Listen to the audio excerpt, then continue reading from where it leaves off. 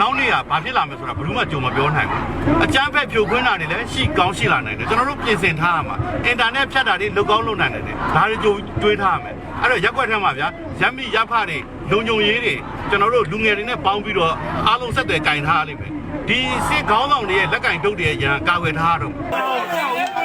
ခဏတောင်ဝင်ထားလိုက်ဟုတ်လားသွားမယ်ခဏလေးမနေ့ကကျွန်တော်တို့ဒီပေါ့ကျွန်တော်တို့လက်ရှိတိတ်နေတာပေါ့တိတ်တော့တန်ချောင်းတွေခေါက်တော့ပြီးတော့ဆင်းလာ17နာရီ50လောက်ရှိတယ်အဲ့ချိန်မှာဒီလူတယောက်ပြီးတော့ကျွန်တော်တို့ကအဲ့ချိန်မှာကျွန်တော်ရောက်သွားတဲ့အချိန်မှာသူ့ကိုဖမ်းမိပြီးတော့ဘယ်မှာဖမ်းမိလဲဆိုတော့ကံကော်လာထဲမှာရောက်ကျွန်တော်တို့ရောက်တဲ့အချိန်သူ့ဖမ်းမိတဲ့အချိန်အဲ့တော့သူ့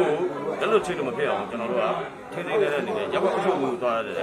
ရောက်အုပ်ချုပ်မှုကလည်းသူကလက်ရှိလောက်ခတ်သွားပြီဖြစ်တဲ့ဆိုတော့ရုံးကပိတ်ထားတယ်ရုံးခေါ်လို့မရဘူးအဲ့ဒါကျွန်တော်ပထမရက်ွက်ကဘာလုပ်လဲဆိုသူ့ဓာတ်တိုက်မှာချိုးချီတာချိုးချီတာကတယောက်တစ်ပေါက်ဖြစ်လာတဲ့အခါကျတော့ဝိုင်းပြီးတော့လက်လွတ်ချင်းလို့ဖြစ်မှာဆိုလို့ကျွန်တော်ထင်းထင်းလေးနဲ့ကျွန်တော်ဒီရက်ွက်ဒါဒီလူမျိုးတဲတဲထည့်တာထိနေနာတယ်အဲ့ဒါဒီ3ယောက်ကတနေရာထဲမှာမိရမှာဘူးကွာတယောက်တနေရာစီဖြစ်တယ်အဲ့ဒါကျွန်တော်တို့ဒီတယောက်မိတဲ့အချိန်မှာနောက်တော့ကျွန်တော်တို့ဘာကိုကြားရဲဆိုတော့ကျွန်တော်လူငယ်တွေစုပြီးတော့လက်ထိပ်တိုင်းမှာဆိုတောင်းယူဖို့ကင်းလေးတွေချတာဘာကြောင့်လဲဆိုတော့ဒီကျွန်တော်ကြားရတဲ့သတင်းပေါ့နော်မနေ့ကလည်းထောင်ကနေပြီး2000ကျော်လောက်ကိုလူကြီးခွင့်ပေးလိုက်တယ်ဆိုတော့ကျွန်တော်တို့အခုစိုးရိမ်တာပေါ့အဲ့နဲ့လူရတယောက်ကိုတော့အဲ့လိုစောင့်နေနေလူရတယောက်ကျော်17နာရီကျော်တဲ့အချိန်မှာကျွန်တော်တို့ကင်းဆောက်ထားရတယ်တော့မြမတန်ကနေပြီးတော့ဟန်တာယူလန်တိုင်းအဲ့တယောက်ဆင်းလာတယ်အဲ့ဒုတိယတယောက်ကိုပြီးတယ်တတိယတယောက်ကျတော့ရောက်ရတဲ့မှာသူကတော့ဒီမိုးပြီးတော့အဲ့လိုဒါလည်းပုံစံနေကြော်လာတဲ့ပုံစံဖြစ်တယ်တော့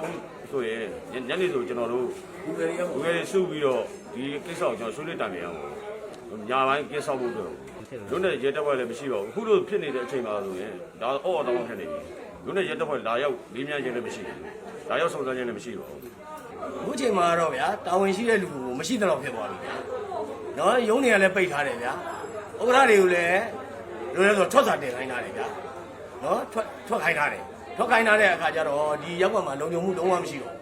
လုံခြုံမှုမရှိတော့အခုလိုရုံးရင်းစကားပြုဖြစ်တဲ့အခါကျတော့ရက်ကွက်ကရှိတဲ့လူငယ်လူရွယ်လေးတွေကိုစုပြီးတော့ကျွန်တော်တို့ကထိတ်ဝါတွေကနေတော့ပိတ်ပြီးတော့စောင့်နေရတယ်ညတော့ဆိုရင်တရက်ကွက်လုံးဒီလူမမအေးအောင်တညလုံးဆောင်ပြီးတော့နေရတယ်တဘုံနဲ့ဖြစ်နေတယ်အဲလွတ်ချင်တိုင်းလွတ်လိုက်တော့ဘယ်လိုလုပ်သွားပြီးတော့ကျွန်တော်တို့ထိန်းနိုင်မှာလဲ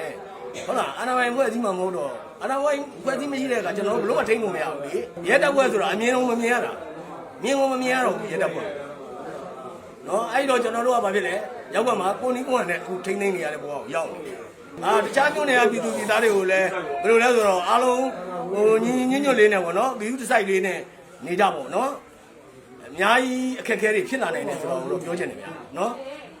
အခုကပရိယေစင်နေတာအကွက်စင်နေတာရှိတယ်နော်အဲ့ဒါတွေကကြောက်ဖို့ပြောတာမဟုတ်ဘူးမပေါ်ဆောက်ဖို့ပဲဆိုလိုတာပါစိတ်ဓာတ်စစ်စီရင်ပြိုင်နေရပါတယ်ထပ်ပြောပါမယ်အောင်ပွဲမရောက်သေးပါဘူးချီတက်နေရတော့မှမပေါ်ဆောက်ကြဖို့ပါညံကြီးကြီးရကြဖို့ပါနော်ပြည်သူတွေရဲ့ရဲချင်းတဲ့စာနာတွေအယုတ်အတန်တွေကိုကဘာတွေကိုပို့နိုင်ဖို့ပါပဲရေးတော့အောင်ရမယ်